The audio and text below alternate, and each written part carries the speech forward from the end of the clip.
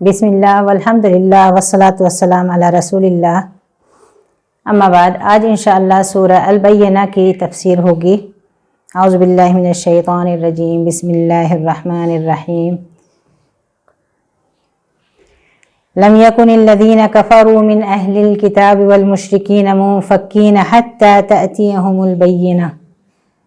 رسول من الله يتلو صحفا مطهرة فيها كتب قيمة وما تفرق الذين أوتوا الكتاب إلا من بعد ما جاءتهم البينة وما أمروا إلا ليعبدوا الله مخلصين له الدين حنفاء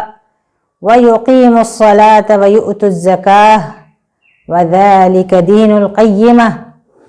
إن الذين كفروا من أهل الكتاب والمشركين في نار جهنم خالدين فيها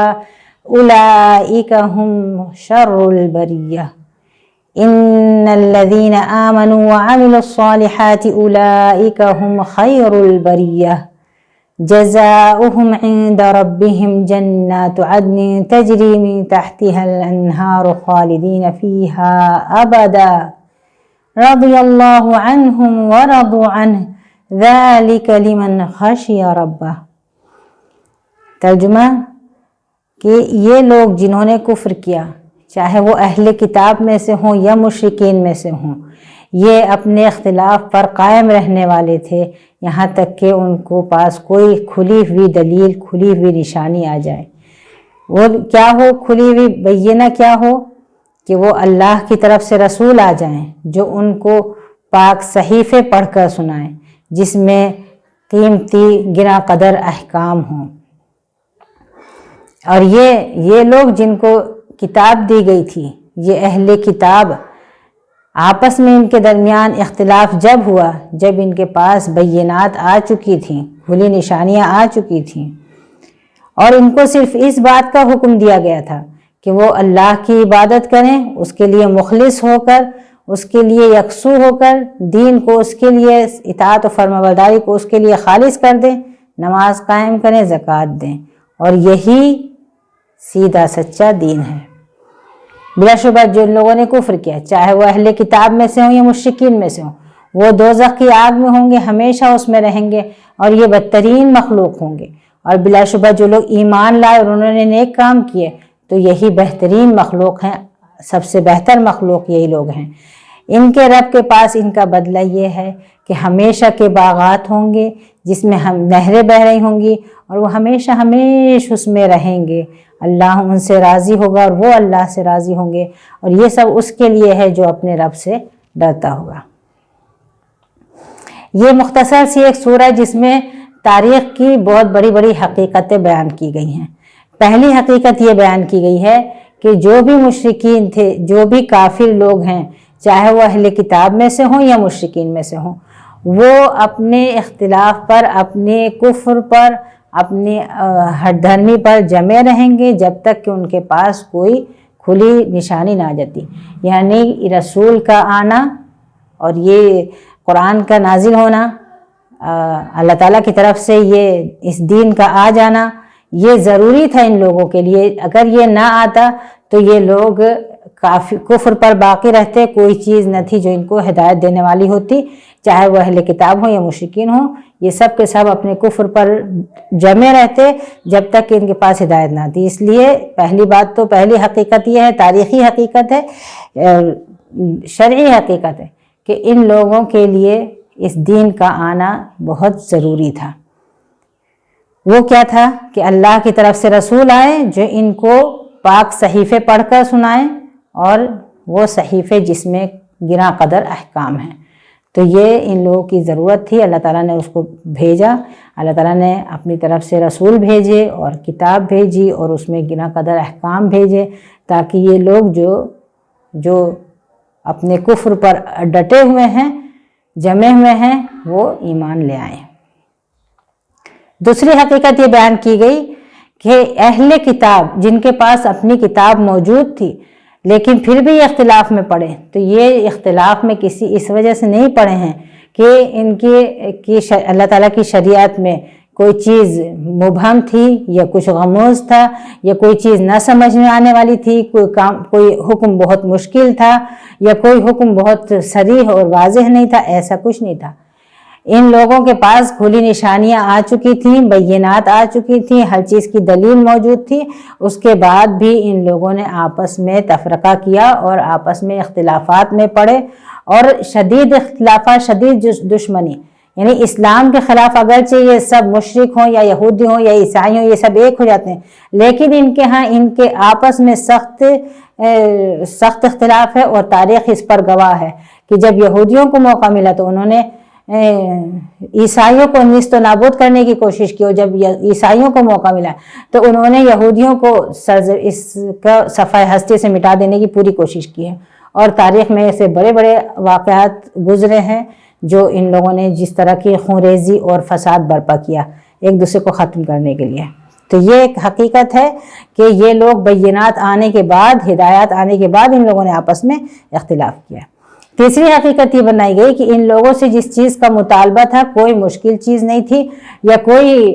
मुबहम चीज़ नहीं थी, कोई चीज़ ऐसी नहीं थी जिसको मालूम नहीं हो, साफ सीधी बात थी कि अल्लाह के लिए इबादत, सिर्फ अल्लाह की इबादत करना है, दीन को, इताअत को, फर्माबरदारी को सब उसके लिए खालिस कर देना है, यकसू होकर उसकी इबादत करना है, नमाज कायम करना है, ज़कात देना है।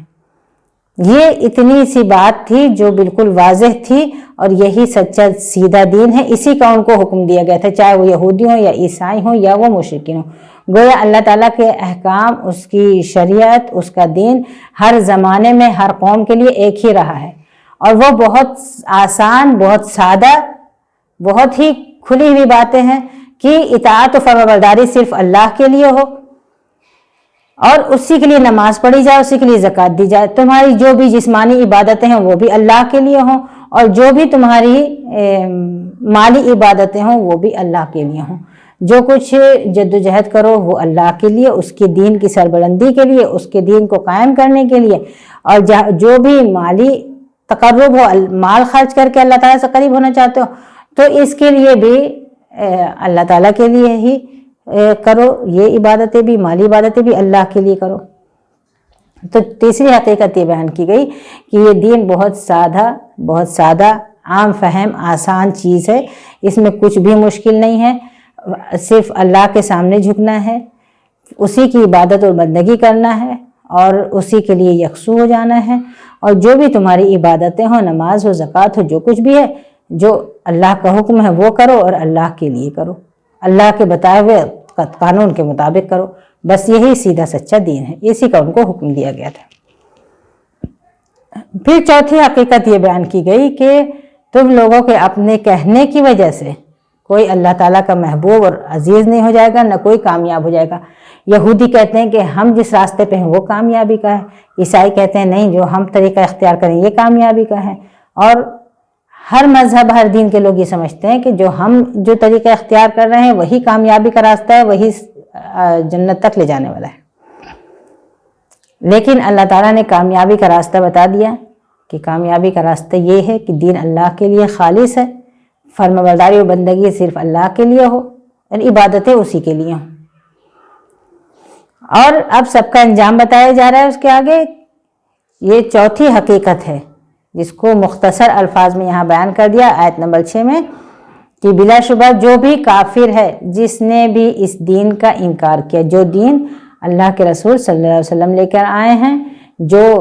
पाक किताब में है, जिसमें गिना कदर अहकाम हैं, जो पढ़कर सुनाई जा रही है, इसको पढ़कर सुनाने के लिए आपके पास रसूल आए हैं, तो ये जो कुछ इस किताब में है उसका जिसने भी इनकार किया, जिसने भी इस दीन को मानने से इनकार कर दिया, चाहे वो अहले किताब हों, यहूदी हों या ईसाई हों या कोई और हों, चाहे वो मुशरिकीन हों, जिन्होंने भी इस दीन को मानने से इनकार किया होगा, उनके लिए दो टोक फैसला है, फी नार जहन्नम खालिदीन फीहा, ये दोज़ख की आग में होंगे और हमेशा हमेश उसी में रहेंगे। और मज़ीद ये कि ये अल्लाह की बदतरीन मखलूक है। अल्लाह ताला ने जितनी भी मखलूक़ात बनाई हैं, बरिया कहा गया है, बराया, यानी अल्लाह ताला ने जितनी भी मखलूक़ात पैदा की हैं, जिसमें इंसान भी हैं, हैवान भी हैं, चरिंद परिंद भी हैं, कीड़े मकोड़े भी हैं, बहुत से जमादात भी हैं, बहुत से गैर غیر حی کائنات بھی ہیں جو زندہ نہیں ہیں، وہ چیزیں بھی ہیں، لیکن ان تمام مخلوقات میں سب سے بدترین مخلوق یہ لوگ ہیں جو اللہ کے حکم کا، اللہ کی کتابوں کا انکار کرتے ہیں، کیونکہ قرآن پاک میں آتا ہے کہ ان کے انسانوں کے علاوہ، انسانوں اور جنوں کے علاوہ جتنی بھی مخلوقات ہیں وہ سب اللہ کے لیے سجدہ ریز ہوتی ہیں، حتیٰ کہ جو مخلوقات خود یعنی انسان اور جن، اگر انسان اگر اللہ تعالیٰ کے سامنے سجدہ ریز نہ ہو تو اس کا سایہ تو سجدہ ریز ہوتا ہی ہے، یعنی تمام مخلوقات اور ان مخلوقات کے سائے وہ سب اللہ تعالیٰ کے سامنے سجدہ ریز ہوتے ہیں، وہ سب اس کی بندگی کرتے ہیں، اس کی فرمانبرداری کرتے ہیں، اس کی تسبیح بیان کرتے ہیں، اس کی حمد کرتے ہیں۔ تو جس نے بھی انکار کر دیا اس کا، گویا پھر وہ تمام مخلوقات میں بدترین مخلوق ہے، سب سے برا ہے، اسفل سافلین ہے اور بہت برا ہے۔ اب جو لوگ ایمان لے آئے ان کے لیے کیا بتایا گیا ہے کہ بلا شبہ جو لوگ ایمان لے آئیں گے اور نیک اعمال کریں گے وہ بہترین مخلوق ہوں گے، وہ اللہ تعالیٰ کے وہ بندے ہوں گے جن کو اللہ تعالیٰ نے عزت بخشی اور ان کو اپنا خلیفہ بنایا ہے، وہ جن کو اللہ تعالیٰ نے کہا ہے کہ ان عبادی، بلا شبہ میرے بندے، اور جن کو اللہ تعالیٰ قیامت کے دن کہے گا کہ فادخلی فی عبادی وادخلی جنتی، میری بندوں میں شامل ہو جاؤ اور میری جنتوں میں داخل ہو جاؤ۔ بندے تو سبھی اللہ تعالیٰ کے ہیں، لیکن وہ بندے جن کو اللہ تعالیٰ فخر سے، محبت سے میرے بندے کہے گا، تو جو لوگ مومن ہوں گے اور نیک اعمال کیے ہوں گے، جو اللہ تعالیٰ کی وحدانیت پر یقین رکھیں گے، دین، اطاعت، فرمانبرداری اسی کے لیے کریں گے، اسی کی طرف یکسو ہوں گے، اور ان کے اعمال بھی نیک ہوں گے، وہ جو کچھ کریں گے اللہ کی مرضی کے مطابق کریں گے، رسول اللہ صلی اللہ علیہ وسلم کی سنت کے مطابق کریں گے، جو اپنی منمانی اور اپنے خواہشات سے اس دین کو گدلا نہیں کریں گے، اس دین کو بالکل صاف اور خالص انداز میں اس کی اتباع کریں گے، وہ لوگ بہترین مخلوق ہیں، وہ لوگ اللہ تعالیٰ کے محبوب بنتے ہیں، سب سے اچھی مخلوق وہی لوگ ہیں۔ اس لیے کہ باقی تمام مخلوقات تسبیح اور حمد بیان کرتی ہیں، اللہ تعالیٰ کی بندگی کرتی ہیں، لیکن وہ مختار نہیں ہیں، وہ مجبور ہیں، ان کو کرنا ہی ہے۔ لیکن انسان جو مختار ہوتے ہوئے اپنے اختیار، اپنی پسند سے اللہ تعالیٰ کی عبادت و بندگی کرے، وہ بہترین ہے، بہترین مخلوق ہے وہ۔ اس کا کیا بدلہ ہے؟ ان کا بدلہ ان کے رب کے پاس ہے، اللہ تعالیٰ نے تیار کر کے رکھا ہے ان کے لیے ان کا انعام، ایسے باغات جن کے نیچے سے نہریں جاری ہوں گی، وہ ہمیشہ ہمیشہ اس میں رہیں گے۔ یہ تو خود بہت بڑا انعام ہو گیا کہ باغات ہیں جن پہ کبھی خزاں کا گزر نہ ہو، جہاں کبھی دھوپ کی شدت اور گرمی نہ ہو، جہاں کہیں بہت سخت سردی نہ ہو، یہ تو خود بہت بڑی نعمت ہو گئی۔ پھر اس کے نیچے سے بہتی ہوئی نہریں، ہر وقت سبز و شاداب باغ، لیکن اس سے بھی بڑا انعام کیا ہے کہ وہ اللہ سے راضی ہوں گے، اللہ ان سے خوش ہوگا۔ یہ بہت بڑا ایمان ہے، بہت بڑا انعام ہے۔ ان کی کوششوں سے، ان کی کاوشوں سے، ان کی سرگرمیوں سے، ان کے اعمال سے اللہ راضی ہو گیا،